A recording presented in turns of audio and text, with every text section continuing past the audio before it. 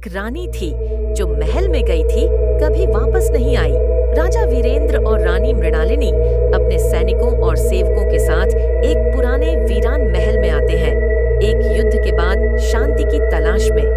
महल भव्य है, लेकिन हर कोने में सन्नाटा और सड़न की गंध है। रानी को एक पुराना शाही नक्शा मिलता है, जिसमें एक गुप्त कक्ष बना है जो महल में कहीं दिखाई नहीं देता। यह कमरा कभी था भी? रानी पूछती है। राजा मुस्कुराते हैं, शायद इतिहास ने इसे मिटा दिया। लेकिन रानी की आंखों में कुछ अजीब चमक है, जैसे कोई उसे बुला रहा हो। रात को रानी को नींद नहीं आती। महल की दीवारों से फुसफुसाहटें आती हैं, जैसे कोई पुरानी आत्मा पुकार रही हो। माँ, मुझे यहाँ बंद कर दिया गया। रानी दीवार पर हाथ रखती है। वह खोखली है। दीवार पर खरोंचे हैं और एक बच्ची की हंसी हवा में गूंजती है। रानी पीछे मुड़ती है, एक परछाई भागती है, लेकिन वहां कोई नहीं। अगली सुबह रानी अकेले उस दीवार के पास जाती है। वह धूल हटाती है। एक छुपा हुआ दरवाजा खुलता है और अंदर एक सड़ी हुई गंध।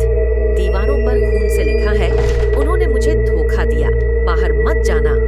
कमरे के बीचों बीच एक सिंहासन है, जिस पर सूखे खून के धब्बे हैं। नीचे छोटे हाथों के निशान, जैसे कोई बच्चा सदियों से बाहर निकलने की कोशिश कर रहा हो। दरवाजा अपने आप बंद हो जाता है। एक आत्मा प्रकट होती है, लंबे बाल, विकृत चेहरा और आंखों में जलती हुई नफरत। तुम भी रानी हो, लेकिन तुम देर से आई हो। रानी चीखती है, लेकिन आवाज महल से बाहर नहीं जाती। दीवारें सिकुड़ती हैं और आत्मा हंसती है। जो इस कक्ष में आता है, कभी वापस नहीं जाता। राजा वीरेंद्र पूरे महल को छान मारते हैं। रानी कहीं नहीं मिलती। वह गुप्त कक्ष भी गायब है, लेकिन शाही नक्शे पर अब भी वह बना हुआ है और उसमें लिखा है, अब एक और रानी। महल फिर से जाग गया है और अगला शिकार अगर तैयार है। आपको ये शॉर्ट स्टोरी पसंद आए तो सब्सक्राइब करें। हम daily new horror story upload करते हैं। अपने सुझाव कमेंट करें। Thank you.